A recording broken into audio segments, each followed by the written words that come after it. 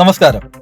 മികച്ച രീതിയിൽ മാലിന്യവിമുക്ത പ്രവർത്തനങ്ങൾ നടത്തിയ KSRTC ജീവനക്കാരെ കോതമംഗലം MLA ആദരിച്ചു. KSRTC കോതമംഗലം യൂണിറ്റിലെ ജീവനക്കാരായ പ്രീതി പോൾ, അജീഷ് ലക്ഷ്മണൻ, അരവിന്ദ് കൃഷ്ണൻ, സുനി PA, റഷീദ അനീഷ് എന്നിവരെയാണ് കോതമംഗലം MLA ആന്റണി ജോൺ ആദരിച്ചത്. മാലിന്യമുക്ത നവകേരള പദ്ധതിയുടെ ഭാഗമായി KSRTC ഡിപ്പോയും പരിസരവും ശുചീകരിക്കുന്നതിൽ നേതൃത്വം നൽകിയതിനാലാണ് ജീവനക്കാർ ആദരവിന് അർഹരായത്.